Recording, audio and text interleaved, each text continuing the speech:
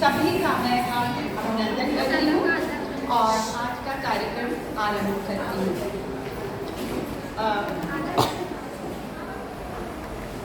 इस व्याख्यान के लिए पधारे आदरणीय डॉक्टर किशोर पवार सर, डॉक्टर ज्योति जगवानी विभागाध्यक्ष गृह विज्ञान विभाग, मेरे विभाग के सभी सदस्यों और प्रिय छात्राओं, सबसे पहले तो आप सभी के इस कौतूहल को मैं शांत कर दूं कि आज क्या होने वाला है, हम यहाँ क्यों एकत्रित हुए हैं।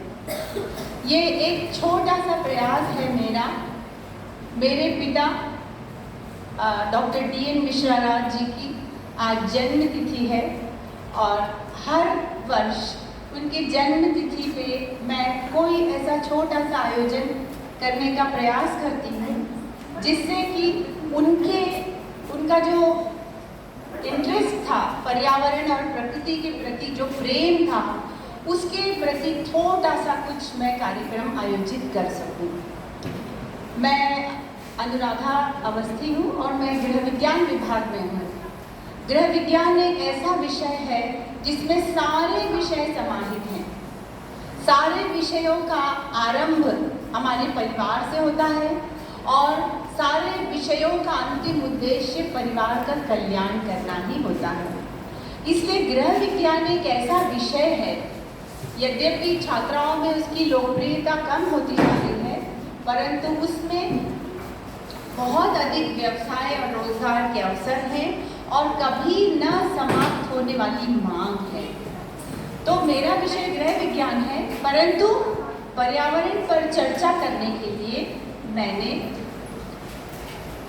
इंदौर ही नहीं, प्रदेश के प्रख्यात पर्यावरणविद डॉक्टर किशोर पवार को आमंत्रित किया है और ये मेरा सौभाग्य है कि उन्होंने मेरा आमंत्रण स्वीकार किया और वो यहाँ हमें कुछ बातें बताने के लिए पधारे हैं।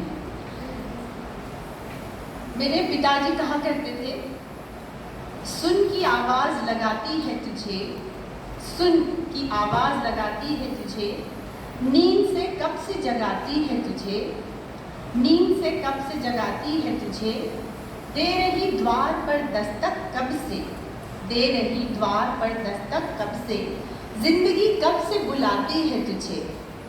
जिंदगी हमारे आसपास है, खुशियाँ हमारे आसपास हैं और हम पता नहीं कहाँ कहाँ खोए हुए हैं। वर्तमान पीढ़ी तो आभासी दुनिया में मगन हो गई है। मोबाइल और लैपटॉप से उसको फुर्सत ही नहीं है कि वो अपने आसपास की दुनिया जो बहुत रंगीन है, जो बहुत सुंदर है, उसके बारे में देख सके। हम खुशियों की चाहत में बार बार कहाँ कहाँ घूमते रहते हैं और हमारे आसपास की जो खुशियाँ हैं, जो प्रकृति की में बिखरी हुई है, उसका आनंद हम नहीं ले पाते हैं। आज के इस आयोजन का एक छोटा सा मकसद, एक छोटा सा उद्देश्य सिर्फ आपको ये याद दिलाना है कि आपके आसपास जो प्रकृति है वो वास्तव में बहुत सुंदर है और जब आप उससे कुछ नाता जोड़ते हैं तो आप असली खुशी का अनुभव करते हैं। प्रत्येक एक कार्यक्रम का आरंभ हम ईश्वर और सरस्वती की आराधना से करते हैं। तो मैं हमारे अतिथि महोदय और डॉक्टर ज्योति जगवानी से निवेदन करूंगी कि वे सरस्वती माँ के ऊपर माल्यार्पण करके और दीप प्रज्वलित करके इस कार्यक्रम का आरंभ करें।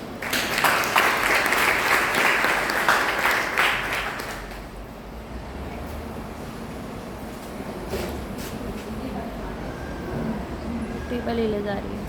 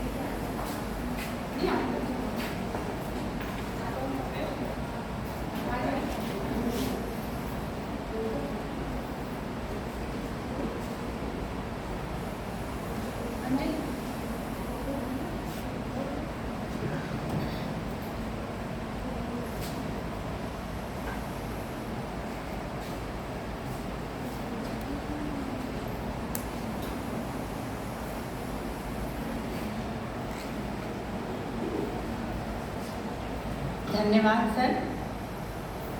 कोई कहता दीप जलता, कोई कहता जलती बाती, कोई कहता दीप जलता, कोई कहता जलती बाती, पर सच तो ये है कि इस जीवन रूपी दिए में स्नेह रूपी तेल जलता, न जलता दीपक न जलती बाती। इस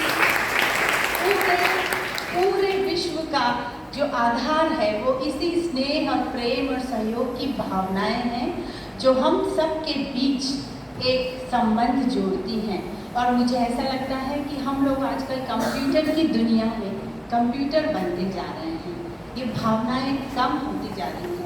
ये सिर्फ मेरी भावना ही है जो मुझे ये प्रेरित करती है कि कहीं न कहीं से मेरे पिताजी मुझे देख रहे हैं और जो छोटा सा भी प्रयास मैं कर रही हूँ उसके लिए उनकी आत्मा वास्तव में खुश हो रही होगी। और यही मेरी श्रद्धांजलि है उनके लिए, क्योंकि वो ये कहते थे कि आपको प्रकृति और पर्यावरण को बचाने के लिए कोई क्रांतिकारी कदम नहीं उठाना। क्रांति तो आपके देश के वीरों ने कर ली और आपको स्वतंत्रता दिला दी। आपके केवल छोटे छोटे प्रयास हैं जो महत्वपूर्ण हैं। हम सब के छोटे छोटे प्रयास ही इस पर्यावरण में बड़ा बदलाव ला सकते हैं। हम किसी बहुत बड़े कार्य की कल्पना करते रहते हैं और बहुत अच्छा करने के चक्कर में कुछ भी नहीं कर पाते। तो ये मेरा एक छोटा सा प्रयास है। मैं केवल यहाँ उपस्थित लोगों को पर्यावरण के प्रति जागरूक बनाना चाहती हूँ और उम्मीद करती हूँ कि यहाँ जितनी बच्चियाँ बैठी हैं वो पौधों का, प्राणियों का, पक्षियों का महत्व समझें। और आप केवल यदि उनका संरक्षण भी करने लगेंगे तो भी प्रकृति अपने आप को बढ़ा लेगी। वो कहते थे प्रकृति सेल्फ ग्रोइंग है, अपने आप बढ़ जाएगी। जंगल तो अपने आप लग जाएंगे, बस आप काटना बंद कर दो। तो ये मेरा छोटा सा प्रयास है। इस कार्यक्रम का आरंभ करने के लिए मैं सर को आमंत्रित करूं। उसके पूर्व मैं अपनी सहयोगी डॉक्टर प्रगति देसाई को आमंत्रित करूंगी कि वे हमें डॉक्टर किशोर परमार सर का परिचय दें, ताकि हमारी बच्चियां भी ये समझ सकें कि वो किस प्रबुद्ध जन के द्वारा सुन रहे हैं।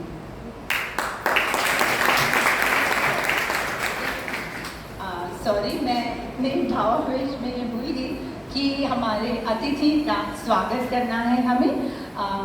मैं हमारे विभागाध्यक्ष डॉक्टर ज्योति जगवानी से निवेदन करूंगी कि वे पुष्पगुच्छ देके पधारे हुए डॉक्टर किशोर परमार का स्वागत करें।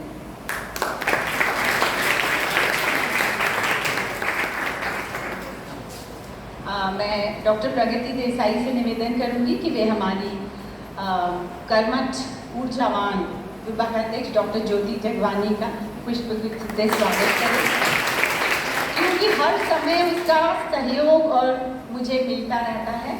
और इस कड़ी में आगे अब मैं प्रगति को आमंत्रित करती हूँ कि वे सर का परिचय दें।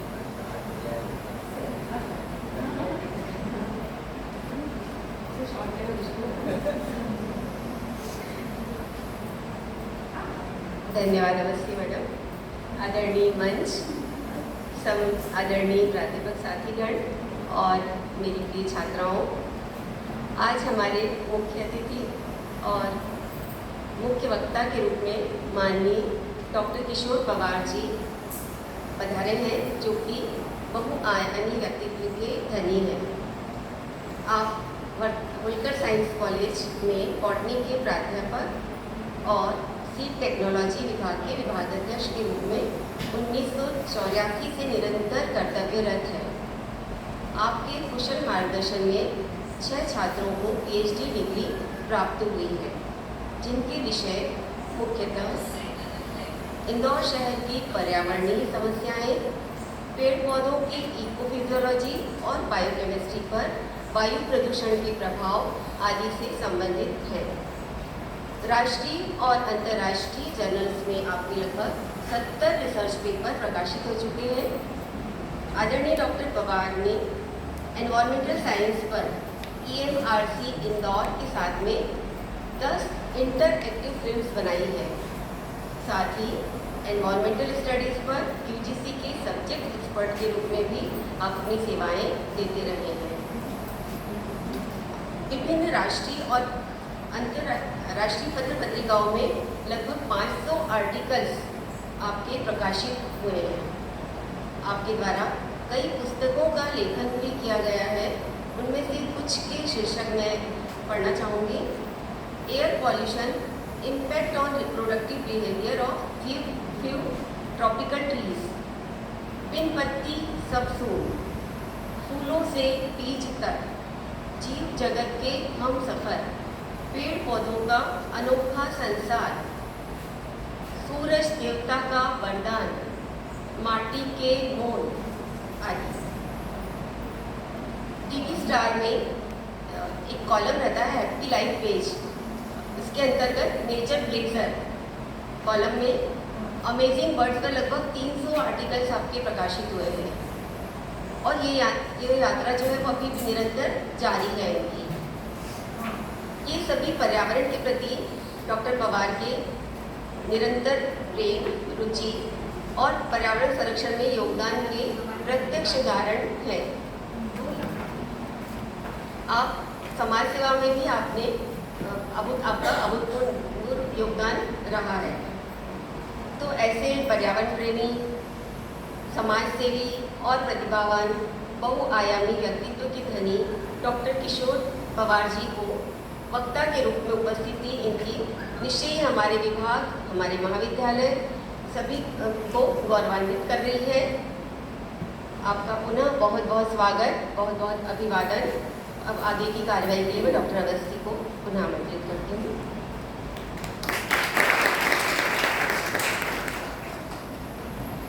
धन्यवाद प्रगति। जैसा कि किसी विद्वान ने कहा है, जो असली विद्वान और सज्जन होते हैं जितना ऊंचाई पे उठते जाते हैं उतना ही विनम्र हो जाते हैं।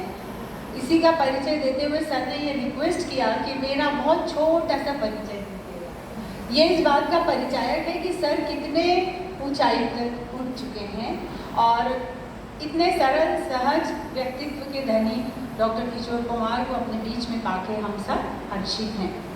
इसमें मैं 1-2 मिनट का समय इसलिए लेना चाहूँगी कि मैंने अपने पिताजी का थोड़ा सा परिचय बताना चाहूँगी कि डॉक्टर जी.एन. मिश्रा राज मेरे पूज्य पिताजी, उनका जन्म आगरा में हुआ। उनकी आरंभिक शिक्षा आगरा और कोटा से हुई। कोटा वो आगरा में पढ़ा करते थे, लेकिन 1942 के जो आंदोलन था उसके कारण उनको उस स्कूल से डिसकंटिन्यू करना पड़ा। फिर उन्होंने कोटा से जाके इंटर किया। उसके बाद मेडिकल पढ़ना चाहते थे, लेकिन मेडिकल की पढ़ाई बहुत महंगी थी उन दिनों, तो वो फिर Birla institute of technology and science, जो आजकल हम बिट्स के नाम से जानते हैं, वो उन्हीं दिनों 1-2 साल पहले ही बना था। वहाँ पे उन्होंने एडमिशन लिया और वहीं से बीएससी की, एमएससी बॉटनी में किया और खुद के खर्चे से वहाँ पे उन्होंने एक छोटा सा स्टूडियो खोला, क्योंकि दादाजी ने ये कहा था कि अब या तो नौकरी कर लो, अब हम आगे नहीं पढ़ा सकते। तो खुद ने वहाँ स्टूडियो खोला और जितने बच्चे, वहाँ तो कुछ और है ही नहीं बिट्स में, केवल हॉस्टल और कॉलेज, तो जितने बच्चे पढ़ने आते थे उनका फ़ोटो खींच के, क्योंकि सबको एडमिशन फॉर्म वगैरह में फ़ोटो लगाने पड़ते, तो बस वही उनकी कमाई का जरिया था और उस तरह से उन्होंने एमएससी किया। उसके बाद फिर पीएचडी किया। पीएचडी तो बाद में 1951 में फिर वो पीएससी में सिलेक्ट हुए इंदौर में। जब पीएससी हुई तो तब 1951 में होलकर कॉलेज में वो पदस्थ हुए। 1951 से 78 तक होलकर विज्ञान महाविद्यालय में बॉटनी के प्राध्यापक और विभागाध्यक्ष रहे। इसके बाद 78 से 87 तक खरगोन में रहे, खरगोन में प्राध्यापक और फिर प्रिंसिपल रहे। उसके बाद मंदसौर में प्राचार्य रहे और 1989 में वे प्राचार्य पद से रिटायर हुए। उसके बाद उन्होंने अपना लेखन और अपना बर्ड वॉचिंग उसमें उनको बहुत रुचि थी। डॉक्टर सालेम अली जो जाने माने पक्षी और पर्यावरणविद थे, उनसे उनकी चर्चाएं हुई और उनकी प्रेरणा से भी वो बॉम्बे हिस्ट्री नेचुरल सोसाइटी के सदस्य बने और जीवन के अंत तक बहुत कुछ लिखते पढ़ते रहे। देश के सभी प्रमुख पत्र पत्रिकाओं में उनके लेख छपे। उनकी 2 किताबें छपी, जिनमें से एक तो पक्षियों के ऊपर ही है। और इस प्रकार से बहुआयामी व्यक्तित्व के वो धनी थे। उनकी रुचि पढ़ाई के अलावा सिलाई, बहुत सुंदर कपड़े सिलते थे वो, और कुकिंग में भी थी। मेरे और मेरे बच्चों के कपड़े तक उन्होंने सिले, और मेरे बच्चे वो लकी बच्चों में से हैं जिन्होंने अपने नाना के हाथ के सिले हुए झबले और वो सब पहने, और ये सब उन्होंने खुद अपने इंटरेस्ट से सीखा था। और इसलिए मैं चाहती हूँ, बहुत एक्टिव थे, हर समय कुछ ना कुछ करते रहते थे। तो मुझे लगता है कि उनको श्रद्धांजलि देने के लिए मैं कुछ छोटा मोटा आयोजन इस तरह का करती रहूँ कि मैं भी कुछ एक्टिव रहूँ, और इस उद्देश्य से मैंने एक छोटा सा आयोजन किया है।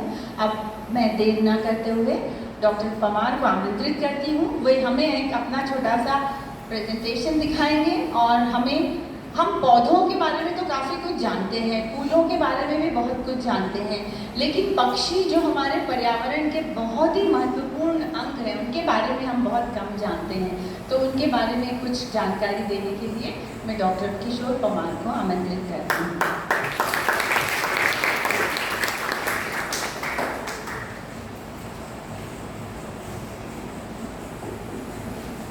सभी को नमस्कार। कुछ चेहरे यहाँ पर परिचित नज़र आ रहे हैं मुझे। शोभा शर्मा मैडम है, बॉटनी की हमारे प्रोफेसर हैं, हमने साथ में काम किया है, और बहुत प्यारी प्यारी बच्चियाँ हैं।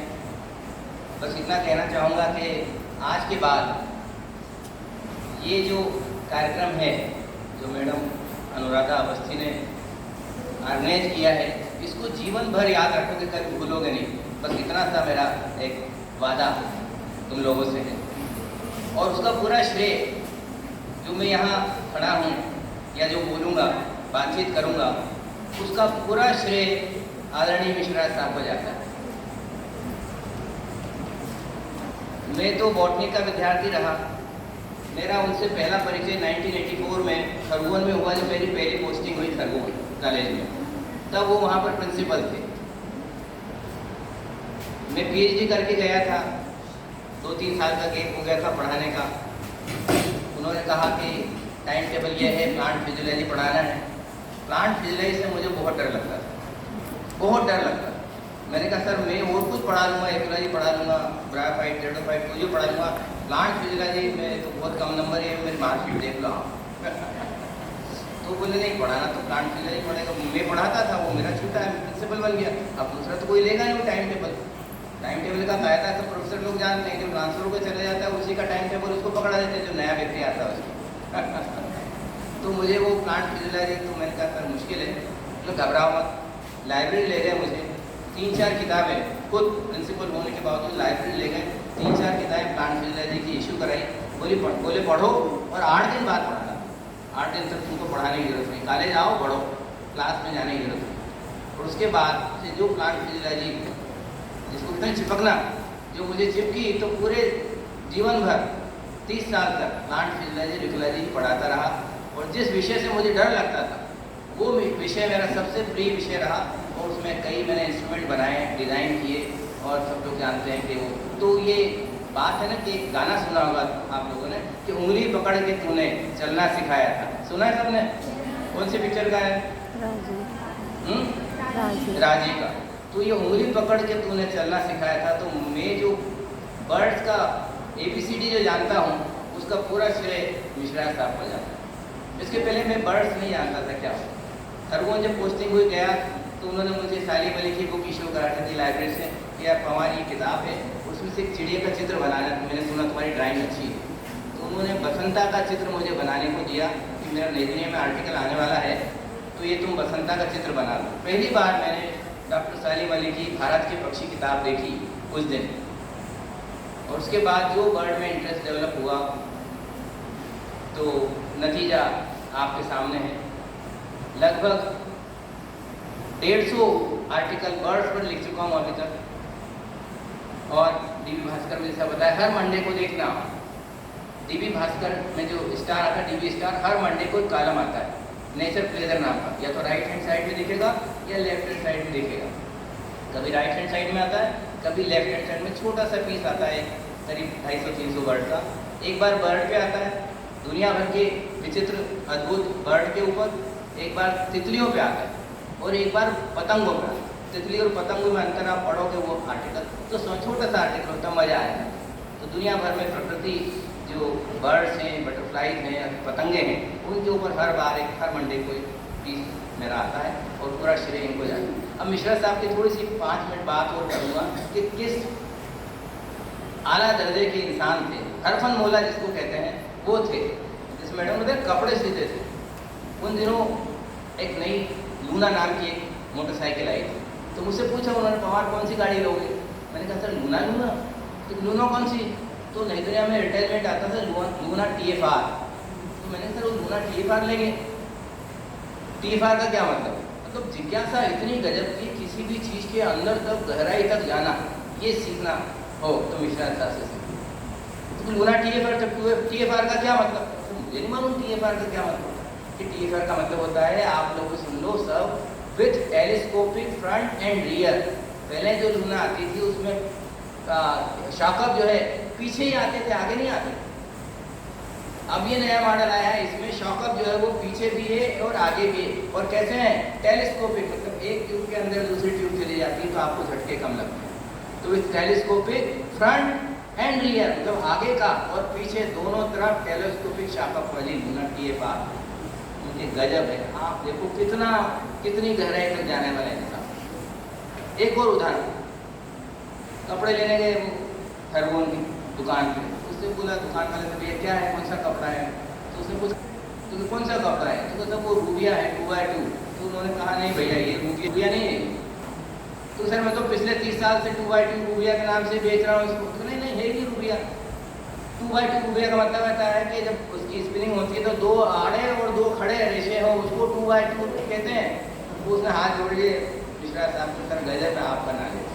तो ऐसे गजब के प्राध्यापक, गजब के इंसान के साथ मुझे 2 साल काम करने का मौका मिला और उसका नतीजा मेरे जीवन में जो परिवर्तन आए वो पूरे इनके कारण है। उसके बाद तो संपर्क बने ही रहा। एक रिसर्च पेपर भी मेरा मिश्रा साहब का छपा है और वो है मेना आती है, उससे बताऊँगा पाइड मेना के बारे में तालिबान की किताब में लिखा हुआ है कि वो सिर्फ उधर होशंगाबाद भोपाल साइड में ही मिलती, इधर नहीं मिलती। जबकि हमने उसको इंदौर में, उज्जैन में भी देखा, तो एक रिसर्च पेपर बनाया, तो उसमें सर के साथ ही बनाया था, सर का भी नाम है, वो छपा है कई जगह। तो मैं जो बात करूँगा आपसे वो करूँगा बर्ड्स की, चिड़ियाओं की, हमारे आसपास के पक्षी। अब हमारे आसपास तो एक ही चीज़ है, ये इससे बाहर नहीं निकलते, है ना।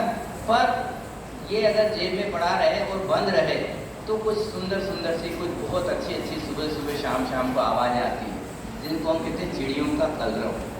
हम चिड़ियों को देखें ना देखें, वो अपनी उपस्थिति हमें दर्ज कराती है। हमारा जीवन जो है वो शुरू से ही, जब हम जंगल में रहते थे तब से पक्षियों के ऊपर आधारित है। हमें मुर्गा उठाता, मुर्गे की बात उठाती है, कौवा हमें किसी के आने की सूचना देता है कि कोई मेहमान आने वाला है। और ये भी सुना होगा आपने कि काग के भाग बड़े सजनी, हरी हाथ से ले गए माखन रोटी, सुना है ना। तो कौवे की भी बात है, तो कौवा है, मोर है, चिड़िया है, तोता है। तोते को तो पालते ही सब लोग अधिकतर, पिंजरे का पंछी है वो। तो ये बर्ड्स ने हमारे हिंदी साहित्य को और हमारे फिल्मों को बहुत प्रभावित किया। फिल्म में करीब 50 गाने, अगर आप लिस्ट बनाएंगे तो 50 से कम गाना एक भी नहीं होगा जिसमें चिड़ियों की बात आई। जा रे उड़ जा रे पंछी, कबूतर जा जा जा, चिट्ठी ले जा मेरी, हाँ, पंछी बनूं उड़ती फिरूं मस्त गगन में। कितने गाने, कितने याद करोगे। हाँ, मोरनी बागा में बोले आधी रात का, मतलब जितने, इतना प्रभावित किया है पक्षियों ने हमारे जीवन को, गानों को, फिल्मों को, जिसकी कोई मिसाल नहीं। तो कुछ पक्षी तो हम देखते हैं और कुछ सुनते हैं। देखते कम है, सुनते ज़्यादा। हम यहाँ कमरे में बैठे हुए हैं, थोड़ी देर अगर आँख बंद करके आप रहोगे तो आपको चिड़ियों की आवाज़ें नज़र आ रही। ऐसे ही एक पक्षी है कोयल, जिसको देखते कम है, सुनते ज़्यादा। बहुत कम दिखती, बहुत शर्मीला पक्षी हम कह सकते हैं, और बहुत घने पेड़ों के बीच में, विशेष रूप से हमराई में ही रहता है कोयल। तो उसकी आवाज़ से हमको लगता है कोयल कूक रही है, दिखी नहीं है और पता लग जाता है कोयल कूक रही, उसकी आवाज़ से हम उसको पहचान लेते हैं। कबूतर को उसकी आवाज़ से पहचान लेते हैं। मोर कहीं दूर 1-2 किलोमीटर दूर म्याऊं करता रहता है, हमको पता लग जाता है कि मोर बोलता है। तो पक्षियों को हम उनकी आवाज़ से पहले पहचानते हैं, देखते बाद। तो कुछ ऐसे ही आज आसपास के पक्षी की बात करेंगे। और ये कुछ मैगजीन है संदर्भ नाम की, है ना, ये बायोमेट्री मैगजीन है। तो ये मैं लाया हूँ आप लोगों को देने के लिए, है ना, बच्चियों को देने के लिए। किसको मिलेगी ये बाद में बताऊंगा, है ना, क्योंकि आप ध्यान से देखो, मैं प्रश्न पूछूंगा और उसके लिए पीपीटी के ऊपर ही आधारित होंगे, है ना। जो देखोगे वो, तो अगर सवाल सही जवाब दिया तो उसको ये एक मिलेगी, है ना। मेरे पास 5 है, ठीक। चलिए शुरू करते हैं 5 से। बर्ड्स अराउंड, मतलब हमारे आसपास के पक्षी। ये जो चित्र देख रहे हैं बड़ा सुंदर था, ये डक है। और ये कहाँ का है बताऊँ आपको? बड़ी बिजासन में तालाब था पहले, बहुत पहले, 10-15 साल पुराना फोटोग्राफ है ये। मैं फोटोग्राफी भी करता हूँ, उन्हीं से सीखा, मिश्रा साहब से। खरगोन कॉलेज में बॉटनी डिपार्टमेंट के पास एक सीढ़ियों के नीचे उन्होंने एक डार्क रूम बना रखा, तो वहाँ बड़ा सा डेवलप कैसे करते हैं, पूरा डेवलपर बनाना सिखाया, प्रिंट कैसे लेते हैं वो सिखाया, खूब सारा सीखा उनसे। मतलब वो तो नाम के बॉटनी के थे, बाकी उनको जूलॉजी, बॉटनी, होम साइंस बताइए आपको, इलेक्ट्रिशियन, मतलब एवरीथिंग, हर फन मोला। ऐसे इंसान आजकल देखने को नहीं मिलते, इतने गजब के व्यक्ति। तो ये वो जोड़ा है। अब पक्षी किसे कहें, व्हाट मेक्स अ बर्ड, क्या पहचान? तो 3 पहचान है पक्षियों की, उसकी चोंच, उसके पंख और टेल। पक्षियों में चोंच होती है, पंख होते हैं और उसकी पूंछ होती है, ये पहचान है। ये 3 चीज़ें जिसमें हो ये वो बर्ड होता है। ये जो देख रहे हो आप, ये ब्लैक आइबिस नाम की चिड़िया है, जो ये बड़वानी के पास एक गांव है सिलावत, वहाँ नदी है। मैं घूमता फिरता बहुत रहता हूँ कैमरा लेकर, तो ये वहाँ का फोटो है, बहुत सुंदर। देखो कितनी बड़ी बीक है उसकी, बड़ा सुंदर सा पक्षी है ब्लैक आइबिस। ये ब्लैक आइबिस अपने यहाँ सिरपुर में भी दिखती है। सिरपुर का मालूम है, अभी पिछले महीने सिरपुर को रामसर साइट डिक्लेयर किया है इंटरनेशनल लेवल पर। और रामसर साइट ये होती है कि उसके संरक्षण के लिए यूनेस्को भी अब पैसा देगा, और वहाँ कोई फिशिंग वगैरह की और उस तरह की गतिविधियाँ नहीं हो सकती, प्रतिबंधित। वहाँ सिर्फ पक्षियों को रहने का, खाने पीने की व्यवस्था रहेगी, उनको देख सकते हो आप, शिकार और सब अन्य मानवीय गतिविधियाँ वहाँ पर प्रतिबंधित हो जाएगी। और क्या है बर्ड्स के बारे में? मोर अबाउट बर्ड्स की बात करें तो फेदर्ड बाइपेट फ्रेंडशिप। बाइपेट का मतलब होता है 2 पाँव, 2 पाँव हो, बाकी के 2 के हाथ के पंख बनते हैं। तो बाइपेट फ्रेंड के हमारे दोस्त हैं वो, है ना, वर्टिब्रेट है, वार्म ब्लडेड एनिमल्स है, हमारे जैसे हमारी रीढ़ की हड्डी होती है, उसके भी रीढ़ की हड्डी होती है। और वार्म ब्लडेड मतलब गर्म खून वाले, हमारा भी गर्म खून है, उनका भी गर्म खून वाले। Highly developed site and hearing, उनकी जो सुनने की शक्ति है और जो देखने की शक्ति वो गजब की है, दोनों बहुत। गिद्ध दृष्टि, नाम सुना हो, मुहावरा है ना, गिद्ध दृष्टि। गिद्ध दृष्टि मतलब जो बहुत दूर से, कई किलोमीटर दूर से ऊपर से गिद्ध देख लेता है, तो गिद्ध दृष्टि होती है उनकी। और सुनने की भी बहुत क्षमता है। और टेस्ट पुअर होता है, टेस्ट उनको कुछ खास नहीं होता है। इसमें इज परफेक्टली एब्सेंट, सूंघना की भी क्षमता नहीं है। पर उनकी आँखें जो है वो टेलीस्कोपिक टू माइक्रोस्कोपिक। ये टेलीस्कोपिक टू माइक्रोस्कोपिक से क्या अर्थ है? इसका अर्थ ये है कि जब गिद्ध या चील ऊपर रहती टॉप, शिकार नीचे है, चूहा नीचे है, उसको पकड़ना है, तो इतनी हाइट से जब वो नीचे झपट्टा मारने के लिए आती है तो उसकी अपनी आंखों को एडजस्ट करना पड़ता है। ऊपर है तो कैसी है, टेलीस्कोपिक आँखें, जैसे नीचे आती है तो उसको माइक्रोस्कोप में कन्वर्ट करना पड़ता है। तो उनकी आईज जो है वो टेलीस्कोपिक, दूरबीन से लेकर सूक्ष्मदर्शी तक की होती है। ऊपर से देखना है तो टेलीस्कोपिक, जैसे से नीचे आती है वो माइक्रोस्कोपिक हो जाती है। और उनके जो नेस्ट हैं, घोंसले, वो सिंपल टू एलाबोरेट होते हैं, बहुत सिंपल, सरल। सबसे सरल घोंसले की बात करें तो कौवे का घोंसला, कबूतर का घोंसला होता है। बस कुछ टहनियाँ इकट्ठी कर ली अपन ने और काम चल जाता है। और सुंदर घोंसले की बात करें, सबसे सुंदर तो किसका नजर आता है बताओ? बया। बया का सुंदर, सबसे सुंदर, सबसे एलाबोरेट, बहुत ही डिजाइन घोंसला होता है उसका। उसमें अंदर 2-3 कमरे भी होते हैं, जाने का रास्ता होता है, अंदर सांप नहीं जा सकता, ऐसे होकर फिर नीचे होता है, तो सांप ऐसे जा सकता है, तो सांप उसके अंडे नहीं छुड़ा सकता क्योंकि वो फिर ऐसे मुड़ नहीं सकता है, अंडे नीचे होते हैं। तो बया के घोंसले को लेकर एक दोहा है कि अचरज बंगला एक बनाया। कैसा बनाया? अचरज बंगला एक बनाया, ऊपर नींव तले पर छाया। उल्टा काम। नींव कहाँ होती है? अपन मकान बनाते तो नींव नीचे होती है, पर इसकी नींव कहाँ है? ऊपर है। अचरज बंगला किसने कहा है? रहीम ने कहा है कि अचरज बंगला एक बनाया, ऊपर नींव तले पर छाया।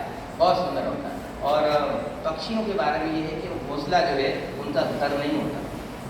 घर और घोंसले में अंतर है। क्या अंतर है घर और घोंसले में? बताओ। घर हम बनाते हैं, उसमें 24 घंटे रहते हैं, ठीक है, साल भर रहते हैं, जीवन भर रहते हैं घर में। तो घोंसला जो है, बर्ड्स हमेशा नहीं रहते, सिर्फ जब ब्रीडिंग करना होता है, जब अंडे देने होते हैं, तब वो घोंसला बनाते हैं। उसके बाद घोंसले में नहीं आते, चले जाते हैं छोड़ के। हम तो हमेशा घर में ही रहते हैं। तो वो कब बनाते हैं घोंसला? जब जरूरत होती है, जब उनको अंडे देना होता है, जब बर्ड घोंसला बनाते हैं। तो घोंसले में और घर में ये अंदर। घर एक परमानेंट स्ट्रक्चर है जिसमें हम हमेशा रहते हैं। घोंसला टेम्पररी स्ट्रक्चर है। कब बनाते हैं चिड़ियाएँ? जब उनको अंडे देने होते हैं, जब उनको बच्चे देने होते हैं, तब बनाते हैं। और कुछ मिलके बनाते हैं, कुछ अकेले बनाते हैं। जैसे हमारे यहाँ घर बनाने की जिम्मेदारी किसकी है? किसकी है? पुरुष की है ना। पर पक्षियों में ऐसा नहीं है। पक्षियों में घोंसला दोनों मिलकर बनाते हैं। अंडे बच्चे देने का काम भी मिलकर करते हैं। पक्षियों से सीखने की बहुत ज़्यादा हमको ज़रूरत है। अभी कुछ बातें करेंगे पक्षियों के बारे में कि जो जो जो कुदरत में होता है, वो हम हमारी सोसाइटी में हम उल्टा करते हैं, उसका बिल्कुल उल्टा होता है। तो कुछ सीखें नेचर से, नेचर के करीब जाए। अनुराधा अवस्थी मैडम ने कहा है कि अनुराधा ने कि नेचर को सीखें, हम उसके पास जाएं तो सीख पाएंगे। जितना नेचर के करीब जाएंगे उतना आपका जीवन सरल और सुंदर बनेगा। बहुत पहले एक कैलेंडर आता था, मेरी उम्र हो गई 68, तो बहुत पहले की करीब समझ लो कि आप, मैं 60 की दशक की बात कर रहा हूँ। एक कैलेंडर आता था, उस पर लिखा था कि nature is God. Nature is God. Nature है, प्रकृति ही ईश्वर है। अगर आपको ईश्वर को समझना है तो मंदिर मस्जिद गुरुद्वारे में नहीं मिलेगा ईश्वर। नोट कर लो इस बात। ईश्वर को जानना है, पहचानना है, तो आपको कुदरत के पास जाना पड़ेगा, प्रकृति के पास जाना पड़ेगा। जितना आप कुदरत को समझेंगे, जितना प्रकृति को समझेंगे, उतना आप ईश्वर के करीब अपने आप को पाएंगे।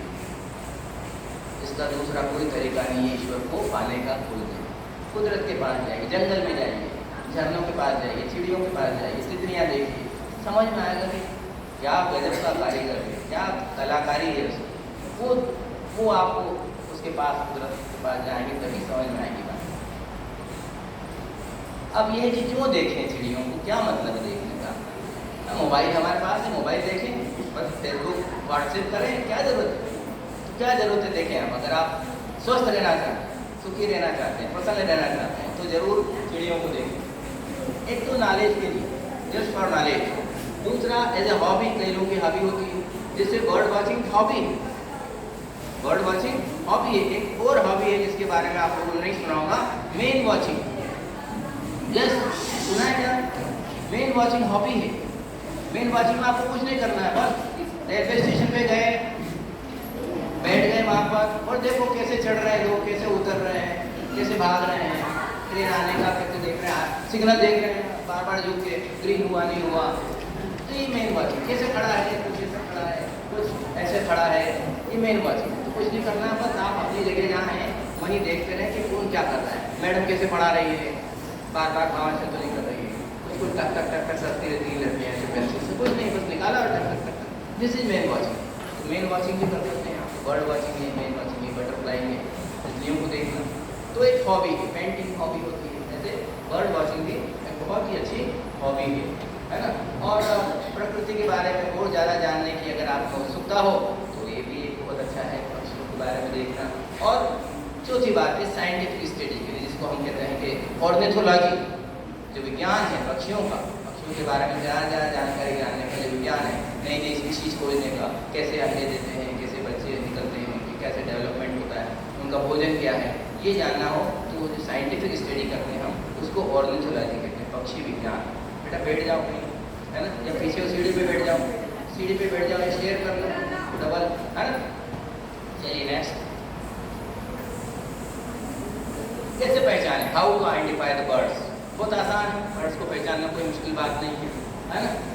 उनकी आवाज़ से पहचान सकते हैं। जैसे मैंने सबसे पहले कहा कि हम पक्षियों को पहले उनकी आवाज़ से पहचान, जैसे कोयल, कोयल को कैसे पहचानते हैं, आवाज़ ऐसे, है ना, ऐसे बोलती है ना, वो पिच उसका बढ़ता जाता है हर बार, 6-7 बार उसका पिच धीरे धीरे धीरे बढ़ता ऊंचा होता जाता है, फिर शांत। आवाज़ से पहचानते हैं, मोर आवाज़ से पहचानते, तोता आवाज़ से पहचानते, तो उनकी आवाज़ से हम पहचानते हैं। उल्लू आवाज़ से, बिल्कुल कर्कश आवाज़ है, रात में डर लगता है ऐसी आवाज़ है ना, तो उनकी आवाज़ से। पपीहा आवाज़ से पहचानते हैं। फिर उनकी चोंच से पहचानते हैं कि चोंच कैसी है। जैसे एक बर्ड होता है स्पून बिल, चमचे जैसी चोंच है उसकी। एक शाउलर, अभी पिछली बार जो दैनिक भास्कर में आया है, एक शाउलर डक के ऊपर आया है, उसकी जो चोंच है वो उसकी फावड़े जैसी, जैसे फावड़ा लगा दिया तो कैसी चोंच, फावड़े जैसी चोंच। या चमचा चोंच, चमचा बाज के चोंच को चम्मच जैसी चोंच, तो चोंच से पहचानते हैं। सनबर्ड की चोंच होती है इसी, एक होता है सनबर्ड तलवार जैसी लंबी चोंच लगी, तलवार humming bird, sword humming bird. Humming bird इतना सा, चोंच उसकी इतनी बड़ी, शरीर से ज़्यादा बड़ी चोंच, बिल्कुल तलवार जैसी, तो उनकी चोंच से पहचान सकते हैं, चोंच देख सकते हैं कौन सा बर्ड है। फिर उनके कलर देखकर, मोर का तो कलर देखकर ही पहचान लेते हैं दूर से, है तोता कैसा है, हरा है, कलर से पहचान। बाय द टेल, पूंछ, सबकी पूंछ अलग अलग होती है, किसी की छोटी, किसी की बड़ी, किसी की कटी हुई, किसी की फटी हुई, किसी की फोल्ड है ना, फोल्ड जैसी। और उनके पाँव से, जैसे गज पाँव, एक बर्ड का नाम है गज पाँव। तो गज पाँव मतलब क्या है, पाँव कैसे, गज भर लंबे पाँव। गज ने हाथी नहीं, गज ने अपने नापने का जो यूनिट होती है ना, मीटर गज कपड़ा नापते हैं। तो गज पाँव का मतलब क्या है, वो बर्ड जो है उसके पाँव बहुत लंबे हैं, शरीर की तुलना में बड़े, इसलिए उसका नाम है गज पाँव। तो उनकी पाँव से पहचान सकते हैं, चोंच से पहचान सकते हैं, आवाज़ से पहचान सकते हैं, कलर से पहचान सकते हैं। बहुत आसान है चिड़िया को पहचानते हैं। अब कितने तरह के पक्षी हमारे आसपास देखने को मिलते हैं, उनका क्या क्लासिफिकेशन, वर्गीकरण, हम साइंस में नहीं जा रहे हैं, यहाँ पर जनरल बात करेंगे कि उनकी उड़ने की तरीके से हम उनको क्लासीफाई कर सकते हैं। जैसे फ्लाइट बर्ड, उड़ने वाले पक्षी, फ्लाइटलेस बर्ड, ऐसे पक्षी भी जो नहीं उड़ते। सुना कोई बर्ड के बारे में से जो नहीं उड़ता, टिटहरी नहीं उड़ता, है ना, कीवी नहीं उड़ता। कीवी एक बूट पॉलिश का भी नाम है, याद है, एक बूट पॉलिश का नाम है कीवी। सोचो क्यों रखा होगा रखने वाले ने, कीवी बूट पॉलिश क्यों रखा? बर्ड का कलर। जैसे कीवी नहीं उड़ता वैसे ये बूट पॉलिश से ये पॉलिश नहीं उड़ेगी, ऐसा कीवी पॉलिश लगी रही, लॉन्ग लास्टिंग, इसलिए कीवी उसका नाम रखा। तो हर चीज़ के पीछे हम देखें तो लॉजिक हमको मिलता है, और रिटायरमेंट में तो विशेष रूप से। कीवी बर्ड का भी नाम है, कीवी पॉलिश का भी नाम है, और कीवीज किसका नाम है, कीवीज, हाँ कीवी फ्रूट का भी नाम है, कीवीज, कीवीज किसका नाम है? क्रिकेटर्स, कहाँ पे क्रिकेटर्स को कीवीज कहते हैं? बोलो नहीं, ये इसमें बोला, हाँ न्यूजीलैंड, न्यूजीलैंड के जो है उनको कीवीज कहते हैं, क्योंकि ये कीवी जो बर्ड है वो वहाँ न्यूजीलैंड में होता है। चलिए, और टेरेस्ट्रियल और लैंड बर्ड्स, ऐसे पक्षी जो जमीन पे रहते हैं, टेरेस्ट्रियल स्थली, और एक्वेटिक जली, जो तालाब में, झीलों में, जिनको देखने के लिए हमको तालाब में, झील में जाना पड़ता है, वो एक्वेटिक बर्ड। जो हमारे यहाँ जो बर्ड्स मिलेंगे उनसे टेरेस्ट्रियल, और जो सिरपुर तालाब में मिलेंगे उनसे एक्वेटिक। अब ये कि कितने तरह के बर्ड्स हैं दुनिया में, तो एक फिगर है अलग अलग। हमारे यहाँ लगभग जो है वो 1400 प्रकार के, हिंदुस्तान में 1400 प्रकार की चिड़ियाँ मिलती हैं, 1400 टाइप्स ऑफ बर्ड्स। नेक्स्ट, अब उनका इम्पोर्टेंस क्या है बर्ड्स का, as a food for others. ये तो दिख रहा है, क्या है चित्र, किसका दिख रहा है बताओ? बगुला, है ना? 3 तरह के बगुले अपने यहाँ दिखते हैं। सिरपुर जाओगे तो 3 तरह के बगुले देखेंगे, एक छोटा बगुला, एक बड़ा बगुला, लार्ज इग्रेट, स्मॉल इग्रेट, है ना, और एक हेरोन होता है, पॉन्ड हेरोन, वो थोड़ा मटमेला होता है, उसको अंधा बगुला बोलते हैं। अभी चित्र दिखाएंगे, है ना? अंधा क्यों? वो अंधा नहीं है, हम अंधे हैं। क्योंकि जब वो उड़ के बैठ जाता है ना तो दिखता नहीं कहाँ गया, इसलिए उसको अंधा बगला हुआ है ना। तो फूड है, जितने भी वर्टिब्रेट्स हैं, लोमड़ी है, भेड़िया है, उनका फूड है, हमारा भी फूड है ना। पोल्ट्री फार्म एक बहुत बड़ा बिजनेस है पूरी दुनिया में, अंडे खाते हैं और क्या चिकन खाते हैं, तो फूड के रूप में भी उनका बहुत इम्पोर्टेंट रोल है। और कई लोग तो बर्ड के घोंसले भी खाते हैं, बड़े सुंदर है बर्ड है, उसके घोंसले बड़े जहरीनुमा होते हैं, तो वो भी खाते हैं। और इंसेक्ट कंट्रोल के रूप में जितने भी बर्ड्स हैं खेतों के आसपास जो टेरेस्ट्रियल हैं, ये इनसे इनका मुख्य भोजन है इंसेक्ट, कीड़े खाते हैं, कीड़े मकोड़े दीमक, तो वो हमारी खेती को फ़ायदा पहुँचाते हैं, इस इंसेक्ट की पॉपुलेशन को कंट्रोल करते हैं। तो नेचुरल बायो पेस्टिसाइड का वो काम करते हैं बर्ड्स, स्पेशली नीलकंठ को देखा हो आपने, तो खेतों के किनारे किनारे वो तारों पर बैठा रहता है और अपने शरीर के वजन से दुगना तिगना इंसेक्ट खा लेता है। जो हार्मफुल इंसेक्ट्स हैं वो चुन के उनको खाता है। मैसेंजर के रूप में अभी गाना गाया ही था, कबूतर जा जा जा। इसके पहले भी जब डाकिए नहीं होते थे तो बता देते थे कबूतर पालते थे, अंग्रेजों के ज़माने में, मुगलों के ज़माने में, और वो उनके पाँव में चिट्ठी बांध देते थे और वो कबूतर वहाँ जाता था और चिट्ठी उनकी निकाल के दूसरे संदेश आया था। तो कबूतरों का उपयोग डाकियों के रूप में पुराने ज़माने में बहुत होता था। और एम्यूजमेंट के रूप में अभी हम अगर जू जाते हैं तो वहाँ पर एक एवियरी मतलब पक्षियों का एक स्पेशल सेक्शन, तो वो जाते हैं, एम्यूजमेंट मनोरंजन होता है, हम तरह तरह के बर्ड देखते हैं, तो मनोरंजन पार्क के रूप में उनका उपयोग होता है। एज ए पोलिनेटर, परागण, कई बर्ड्स ऐसे हैं कि जो अगर बर्ड्स नहीं रहे दुनिया में तो आपको अच्छे अच्छे फल खाने को नहीं मिलेंगे, क्योंकि ये बर्ड्स ही जो उनका परागण करते हैं तभी फल बनता है। तो ये बहुत इंपॉर्टेंट रोल है उनका। सनबर्ड्स स्पेशली जो लंबी चोंच होती है उनके डालते हैं मकरंद पाने के लिए, तो परागण उनके ऊपर चिपक जाते हैं। जब यहाँ से उनके दूसरे फूल पे जाते हैं तो वो परागण उस पर चिपक जाते हैं, इस तरह फल बनते हैं। सेब फल, जैसे मधुमक्खी, सेब फल आपको मधुमक्खी के कारण नहीं मिलता खाने को, अगर मधुमक्खियाँ नहीं होगी तो सेब नहीं मिलेगा आपको, और कोई परागण उसका कर ही सकता है। तो बर्ड्स हैं, बटरफ्लाइज हैं, बीज हैं, इनका बहुत इंपॉर्टेंट रोल प्रकृति में। अब कुछ मिसकंसेप्शन की बात करते हैं, कुछ गलतफहमियाँ जो है हमको चिड़ियों के को लेकर के उनके बारे में। जैसे ये दो चित्र आप देख रहे हैं, इसमें एक कोयल है और एक है कुकल, या उसको भारद्वाज नाम भी है उसका, या उसको चमार कुकड़ा भी बोलते हैं, बहुत सारे नाम हैं। तो कौन सी कोयल है, कौन सा कोयल नहीं है, बताएंगे? इधर वाली कि उधर वाली? Right hand side, left side, कोयल कौन सी है? ये कोयल है, ये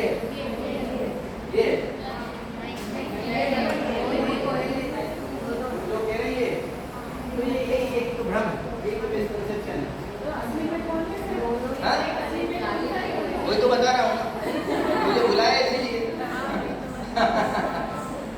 तो असली में कोयल ये इधर ये कोयल है और वो है भारद्वाज पक्षी, पर क्योंकि दिखता हुआ है देखकर ये कोयल नहीं दिखती, ये नीचे झाड़ियों में नीचे नीचे घूमता रहता, देखा हुआ है यहाँ पर, दिखता हुआ है। इसको भारद्वाज भी कहते हैं और इसको चमार कुकड़ा भी बोलते हैं, और इसका कॉमन इंग्लिश नेम है क्रो फीजेंट। फीजेंट मतलब मुर्गे जैसी जिसकी बड़ी सुंदर सी पूंछ हो, और क्रो यानी काला है, कौवे जैसा है, इसलिए क्रो फीजेंट बोलते हैं। मोर भी फीजेंट, मुर्गा भी फीजेंट है, इसको फीजेंट ग्रुप है। ये क्रो यानी कौवे जैसा रूप रंग है पर है फीजेंट, इसलिए क्रो फीजेंट है।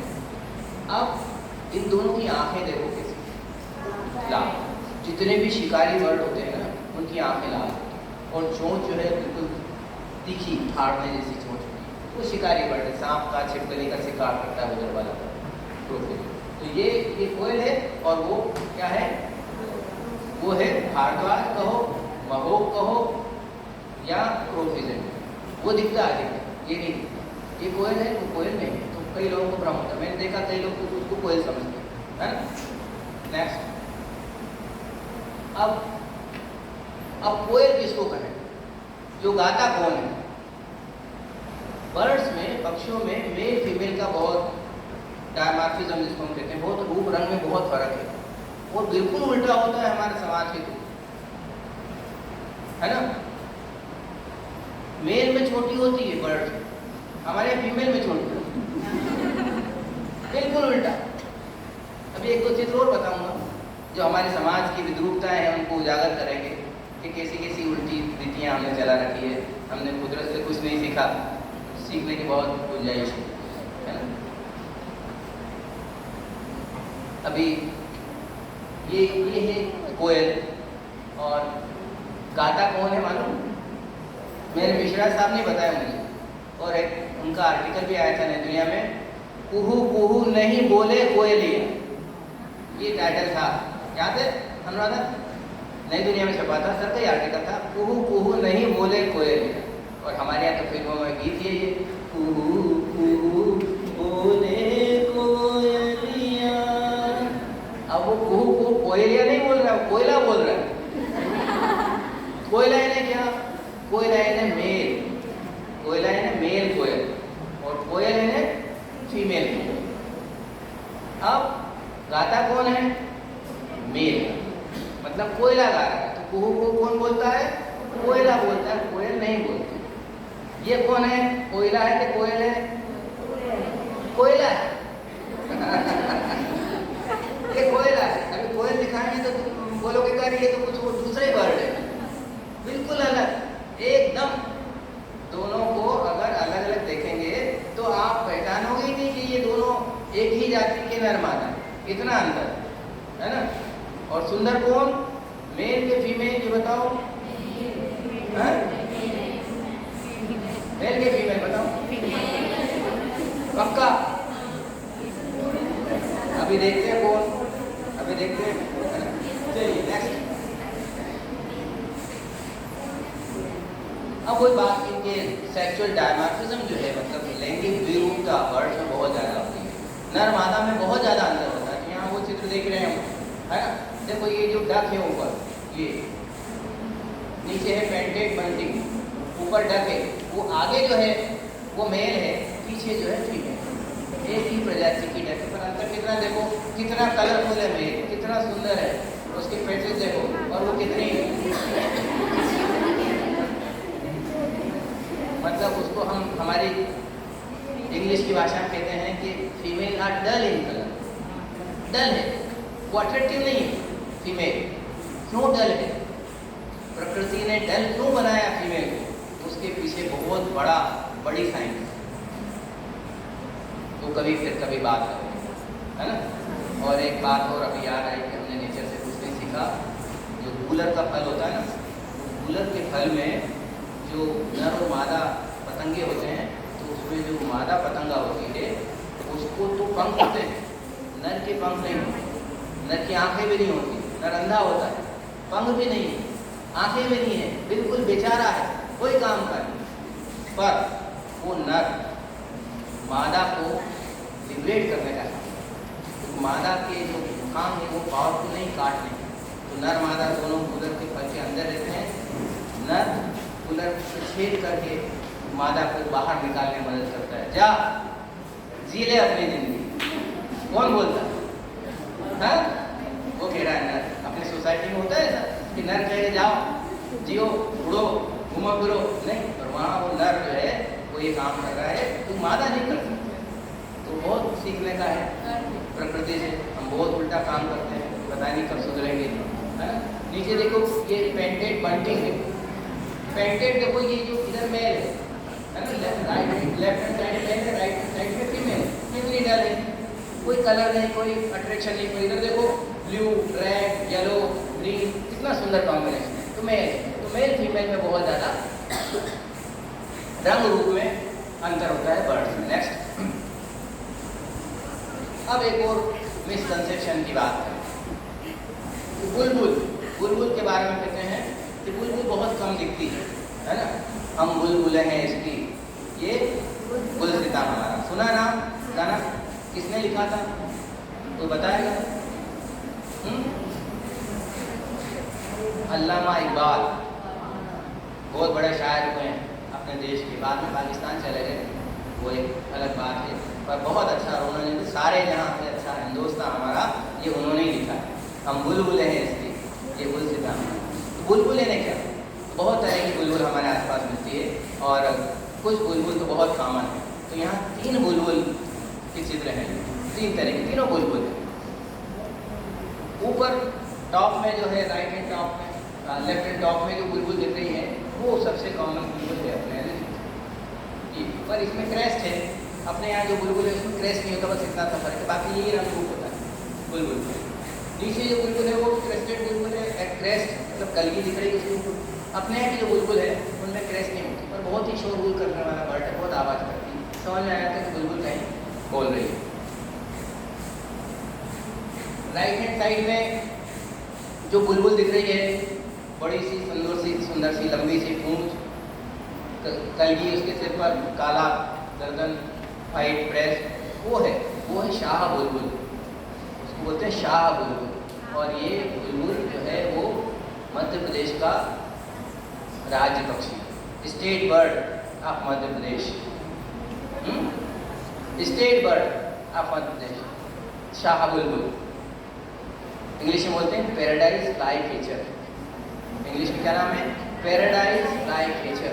फ्लाई कैचर है उड़ते उड़ते फ्लाइज को पकड़ती है, और पूंछ कितनी सुंदर है, देखो कितनी लंबी पूंछ है, उसके शरीर से दुगनी पूंछ होती है, और जब उड़ती है तो इतनी सुंदर दिखती है पूंछ। तो this is the state bird of Madhya Pradesh. ठीक है, नेक्स्ट। अब किंगफिशर और ब्लू जे, नीलकंठ। कौन सा है नीलकंठ, मुझे बताएं। दो चित्र है, नीलकंठ कौन सा है? राइट हैंड साइड वाला या लेफ्ट हैंड साइड? राइट वाला। हाँ, राइट नीलकंठ ये है क्या? ये राइट वाला। ये नहीं,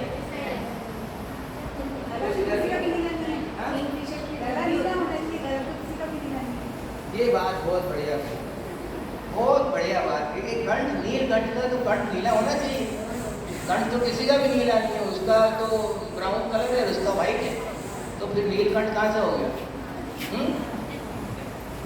तो जिसको नीलकंठ कहते हैं हम, वो उधर वाला है ना, रोलर, इंडियन रोलर कहते हैं। जो उड़ता है तो ऐसा लगता है बहुत सुंदर, उड़ता है तो ऐसा लगता है जैसे फिरोजी रंग की कोई बॉल हवा में उड़ रही है, रोल कर रही है, फिरोजी रंग की। उसकी पंख जो है उड़ता है तब बहुत सुंदर फिरोजी रंग की पंख। तो इसका जो नाम है नीलकंठ के बजाय इसको क्या कहना चाहिए? मैंने नाम दिया है इसको, सर भी हमारे नाम दे देते हैं। इसको नाम दिया है मैंने भूरकंठ। नीलकंठ है भूरा कंठ है तो ब्राउन है, नीलकंठ क्यों नाम दिया? कंठ नीला है नहीं है, भूरकंठ होना चाहिए, है ना। तो वो है नीलकंठ, इंडियन रोलर, बहुत सुंदर है, कभी दिखे खेतों के आसपास दिखता है, जब उड़ता है तो अद्भुत। एक बार आंखों में पिक्चर बन जाएगी तो लगेगा कि कितना सुंदर है। और ये है किंगफिशर, इसको भी कई लोग नीलकंठ समझते थे, क्योंकि इसका नीला कलर, इसमें फिरोजी कलर ज़्यादा है, इसलिए इसको नीलकंठ समझते थे। ये किंगफिशर है, ये पानी के किनारे ज़्यादा होता है, वाटर डिपेंडेंट है, और वो पानी के किनारे नहीं, दोनों में ही आते हैं। Next please. अब बात करते हैं कुछ सिरपुर के बर्ड्स की। सिरपुर बहुत अच्छी जगह है, एक बार ज़रूर आप सब लोग मौका जब भी मिले, समय मिले, ज़रूर जाना सिरपुर। सिरपुर ये इधर धार रोड के पास, यहाँ से मुश्किल से 6-7 किलोमीटर दूर सिरपुर झील है। एक छोटा सिरपुर, एक बड़ा सिरपुर, बीच में रास्ता है। तो जब भी जाओ आप, सिरपुर बहुत अच्छी जगह है, कम से कम आपको, और विंटर में जाना तो विंटर विजिटर्स भी आते हैं यहाँ पर, और हज़ारों की संख्या में हिमालय से पार करके, पूरा हिमालय पार करके साइबेरिया से अपने यहाँ हज़ारों की संख्या में डक्स आती है, सुरखाब आती है, शावलर आती है, नर शावलर, बहुत सारे कम से कम 20-25 तरह के माइग्रेटरी बर्ड्स आते हैं। लोकल रेसिडेंट को देखने को मिलेंगे। तो एक बार जरूर सिरपुर जाना। पर बर्ड वॉचिंग है विंटर में, नवंबर-दिसंबर में आना चालू हो जाता है ना। और समय जाने का जो है वो है करीब सुबह 7 बजे। 10 बजे जाओ तो नहीं, उड़ जाती है सब, अपने खेतों में चली जाती है, या फिर शाम को आने का समय 5 बजे। तो अर्ली मॉर्निंग जाएँ तो आपको 7 बजे, 7 से 9 बजे का टाइम जो है बर्ड वॉचिंग के लिए बेस्ट होता है।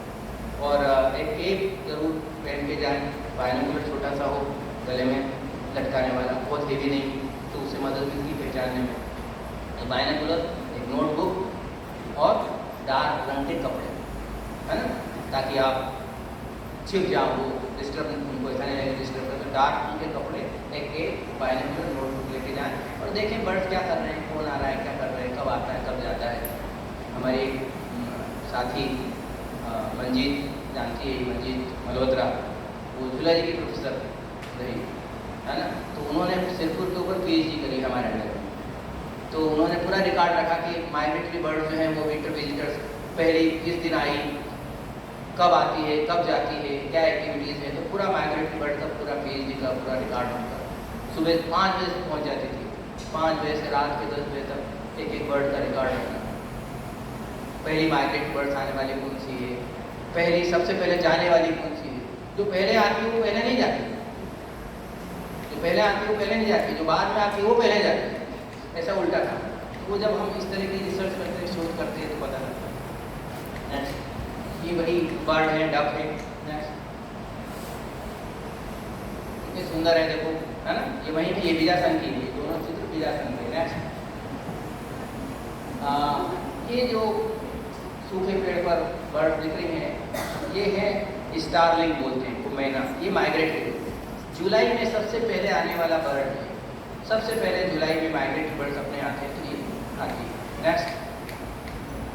नेक्स्ट, ये वही, ये देखो सिरपुर पर एक हमारे प्रोफेसर थे गुजराती साइंस कॉलेज में, प्रोफेसर थे जूलॉजी के, रहे नहीं, बहुत अच्छे पर्यावरणविद थे, नाम था राकेश त्रिवेदी।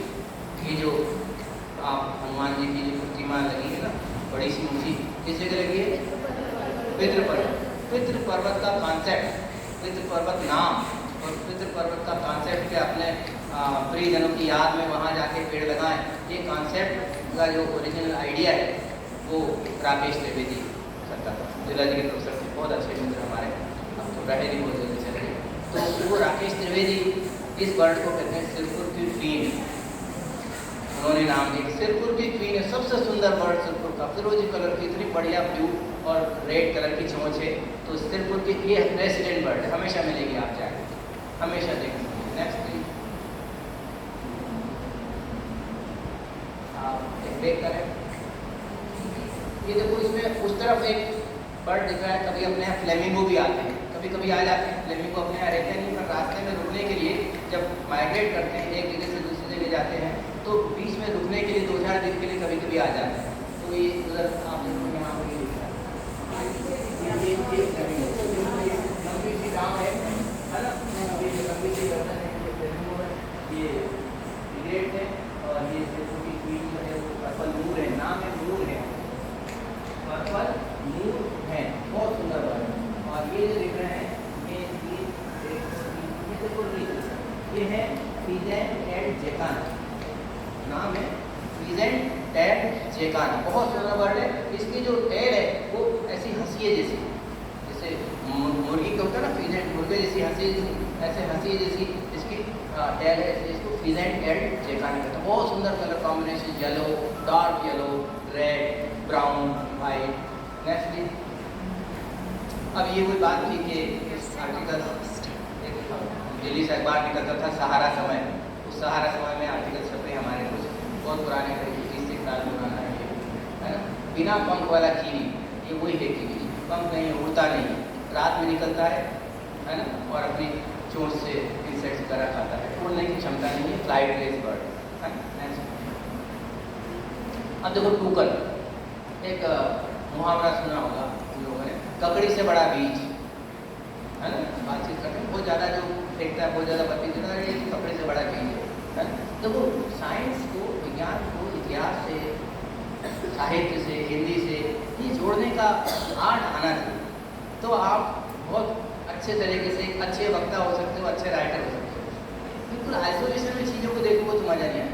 मेरी कोशिश रहती है कि मुहावरों को और साहित्य में कहीं मीरा या कहीं कबीर मिल जाए, तो वो कहीं खुसरो मिल जाए, कहीं मिल जाए, तो कहीं अपने लेखन में अगर गुंजाइश है वो आते हों, तो उससे आपका लेखन बहुत अच्छा हो जाता है, पढ़ने में अच्छा लगता है, फ्लो आ जाता है, और लगता है कि वो उसको अच्छा विस्तार मिला है।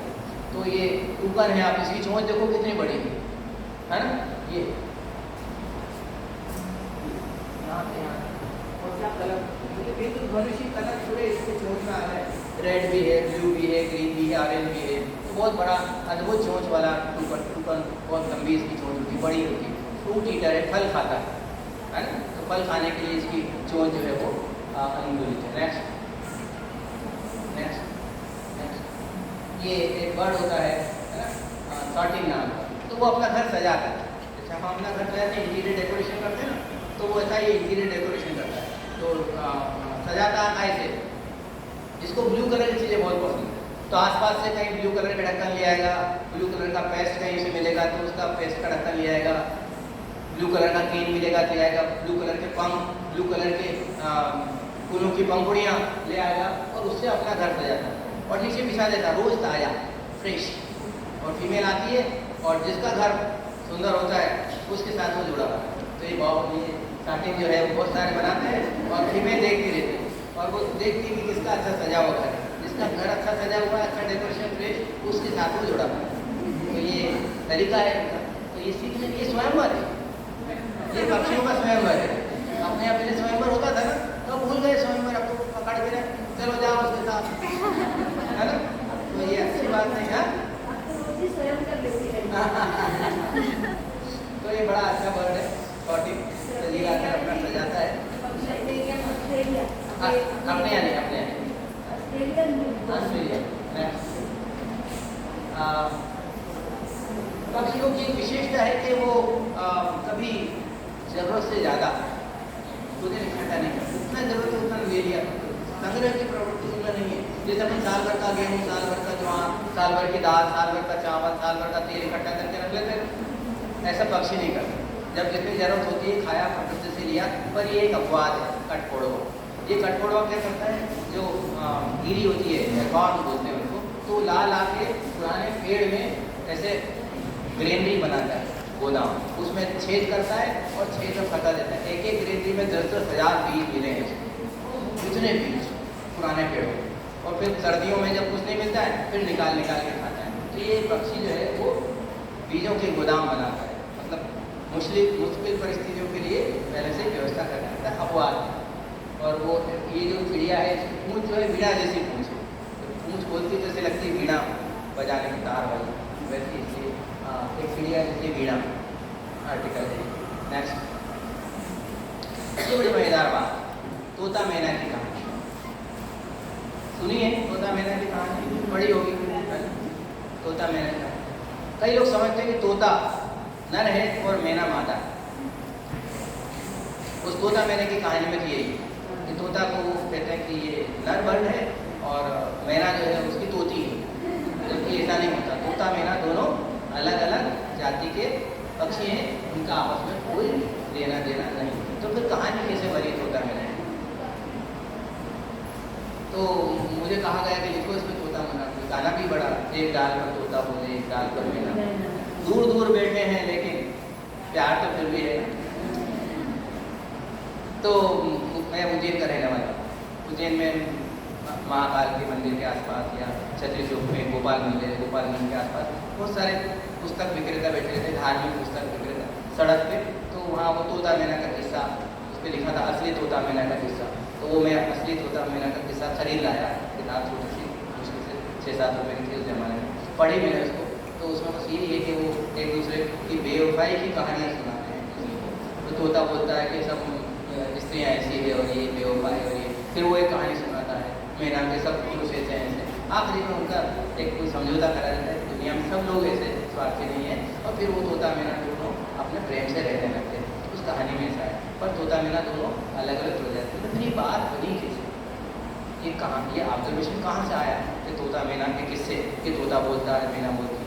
जनरली क्या है कि दोनों बर्ड्स बहुत टाकेटिव, कभी चुप नहीं बैठते। मैना भी आप शाम को करो काम कर चलते, तोता भी बहुत बोलता है। तो इसलिए ये ऑब्जर्वेशन लोगों का रहा कि ये कुछ आपस में बातें करते हैं, और दोनों एक ही बर्ड अलग अलग पेड़ों पर नहीं बैठते, साथ में बैठते हैं, तोता मैना का कॉम्बिनेशन। तो ये लोगों को लगा कि ये आपस में बातें कर रहे हैं, जबकि ऐसा नहीं, बहुत दोनों बहुत टाकेटिव है। इसलिए ये लोगों ने किस्से बना दिए तोता मैना के किस्से, तोता मैना की कहानी। नेक्स्ट, तो मेरी बातें सुनने के लिए, उस पक्षियों की जानकारी आपको मिली, उसके लिए बहुत बहुत धन्यवाद। कुछ सवाल हो तो पूछ सकते हैं। नहीं तो फिर ये है। हाँ तो पूछूंगा ना, आप पहले ये पूछ ले मुझसे, पूछिए। और पूछना हो बर्ड्स के बारे में, किसी के बारे में विशेष जानकारी चाहिए तो आप पूछ सकते हैं, है ना। मोर मोर नाचता है, मोर नहीं नाचता। मोर के तो पंख ही नहीं है ना, मोर के पंख है बड़े से, है ना। हाँ, और ऐसा शोध से पता लगा है कि जब मोर नाचता है और जब वो उनको ऐसा हिलाता है पंखों को अपने, तो वो जो आई स्पॉट है, जो आँखों के आई स्पॉट होते हैं मोर में, तो उससे वो अट्रैक्ट होती है फीमेल। और जिसके जितने ज़्यादा आई स्पॉट होते हैं वो उसको उतना ज़्यादा जोड़ा बनाने का मौका, तो वो अपना नृत्य प्रदर्शन कर रहे हैं। मतलब वो मादाओं को रिझाने का काम है। और जिसके पंख ज़्यादा बड़े, ज़्यादा सुंदर, उसके साथ फिर वो फीमेल अपना जोड़ा बनाती है। वो फीमेल ये मान के चलती है कि ये पावरफुल है, ये मेरी संस्कृति को आगे बढ़ाने में ज़्यादा मदद करेगा। इससे जो बच्चे पैदा होंगे वो ज़्यादा पावरफुल, ज़्यादा मजबूत वंश को बढ़ाने वाले हैं। ऐसा ये मान के रिसर्च इस तरह की बात है। बारिश के आने से वो नाचते हैं। हाँ, वो ब्रीडिंग सीजन है, ब्रीडिंग सीजन है। जैसे बया भी बारिश के मौसम में घोंसला बनाती है, तो हर एक का अपना ब्रीडिंग सीजन होता है। जब ब्रीडिंग सीजन होता है तो उनके, हाँ, तो उनके कलर भी बदल जाते हैं। जैसे मैं बताऊँ, जैसे ये अभी सफ़ेद बगुले देखे थे ना पहले, तो बगुले में जो ब्रीडिंग सीजन आता है तो जो मेल बगुला होता है उसके कल ही निकल आती है, इतनी लंबी, पहले नहीं होती, कल की निकल आती है, बाद में खिल जाती है कल की, है ना। और उसका कलर भी पीला पीला हो जाता है। बया का भी ऐसे ही, जो बया है, नर मादा बया, उनके कलर पीले हो जाते हैं। ऐसा लगता है जैसे किसी ने हल्दी लगा दी, जिस शादी के पहले अपने हल्दी लगाते हैं, ऐसा, तो उनके ऊपर कलर आ जाता है, डार्क येलो कलर के कलर। तो उनमें जब उनका ब्रीडिंग सीजन होता है तो जो हार्मोनल चेंजेस उनमें होते हैं, उनसे उनकी बीक का रंग बदल जाता है, उसके पंख का रंग बदल जाता है, उनकी कलगी आ जाती है। तो जो कलगी अपने मुझे लगता है कि जब शादी ब्याह में अपन वर वधू को वो बांधते हैं ना, क्या बोलते हैं उसको, सेहरा या मुकुट जैसा कुछ, तो वो जो कॉन्सेप्ट है वो मैंने बर्ड से ही सीखा है ना। कलगी सुंदर सी लगा देते हैं दुल्हन को और दूल्हे को, दोनों को, तो वहीं से आया है। बर्ड से देख के ब्रीडिंग सीजन में उनके सुंदर हो जाते हैं, वो ज़्यादा कलरफुल होते हैं, रंगीन हो जाते हैं। तो अपन भी वही अपना जो भी प्रकृति से सीखते हैं। चलिए, और कोई सवाल? हाँ हाँ हाँ हाँ, क्या निकलता है? फिग, बीज। हाँ हाँ हाँ हाँ, देखिए क्या होता है कि जितने भी फिग प्रजाति के पेड़ हैं, तो लगभग 1500 तरह के अपने आप फिग प्रजाति के पेड़, 1500। उसमें पीपल है, बरगद है, गूलर है, काकड़ है, अंजीर है, ये तो कॉमन नाम है ना। पीपल, गूलर, काकड़, बरगद, अंजीर, पीपल भी उसी में, ये तो जिनको जानते हैं। बाकी ऐसे 1500 तरह के फिग हैं। और हर फिग का ये है कि वो फिग के जो फल है उसको अपन लोग अंजीर कहते हैं, पीपल में उसको अंजीर ही बोलते हैं। तो वो बर्ड्स खाते हैं, चिड़िया अधिकतर ये कबूतर वगैरह खाते हैं, तोते खाते हैं, कोयल खाती है, पर बुलबुल सबसे ज़्यादा। तो बुलबुल जब वो खाती है तो वो जो फल खाती है तो उस फल में एक परगेटिव है। परगेटिव मतलब समझते ना, दस्त लगाने वाले थे। तो वो फल जब खाती है तो उनको दस्त लग जाता है। अब दस्त लग गए तो उसका क्या फ़ायदा? देखो नेचर ने क्या बढ़िया व्यवस्था करी है कि ये अगर तो मेरे फल खाएगा तो उसको दस्त लगा देती है प्रकृति। दस्त नहीं लगाएगी, उस स्थिति में क्या करेगा, वो एक ही जगह जाके ढेर कर देगा, तो सब बीज एक ही जगह बिखर गए। दस्त लग गए तो थोड़े बीज यहाँ फिर बार बार आ रहे हैं ना, उसके 10 आ रहे, बार बार आ रहे हैं, थोड़ा थोड़ा थोड़ा। मान लो उसने 100 बीज खाए, 10 यहाँ गिर गए, 15 वहाँ गिर गए, 25 वहाँ गिर गए, तो फैलाव ज़्यादा हुआ ना। तो कुदरत ने बीज ज़्यादा से ज़्यादा फैले, ऐसी व्यवस्था कर रखी। तो इसी व्यवस्था के लिए क्या करा उसने, फ्रूट में परगेटिव ला दिया, तो उसको 10 लग जाते हैं, 10 लग जाते हैं तो दूर दूर तक फैला। क्या गजब नेचर। फिर उसके जो उसके इंटेस्टाइन से जाता है तो डाइजेस्टिव जो एंजाइम्स होते हैं वो उसके कड़क बीज को गला देते हैं, तो वो अंकुरण में अच्छा होता है। तो आपने देखा वो पीपल है, बरगद है, जनरली किलों पर, पुराने मंदिरों पर, छतरियों पर, ये आप छतरी बाग चले जाइए या अपना ये इधर राजवाड़ा के इधर जो छतरियाँ बनी हुई है वहाँ, तो उनके ऊपर अपने घरों पर, तो वहाँ कौन पहुँचा? ये ऐसे ही पहुँचा। चिड़िया ने खाया, बुलबुल ने खाया, उड़ते उड़ते टपका दिया वहाँ पर, तो वहाँ बीज पहुँच गए, अंकुरित हो गए। और चूने, जहाँ चूना होता है वहाँ ज़्यादा अंकुरण की संभावना बढ़ जाती है। इसलिए पुराने जो स्ट्रक्चर वो चूने से बने हुए हैं, तो किलों पर, मंदिरों पर, उन पर अधिकतर देखते हैं चूना लगेंगे, जर्मिनेशन उनका पास होगा। ठीक है, चलो तो अब मैं सवाल पूछता हूँ, है ना। एक तो ये कि कौन गाता है मेल कोयल में, मेल के फीमेल?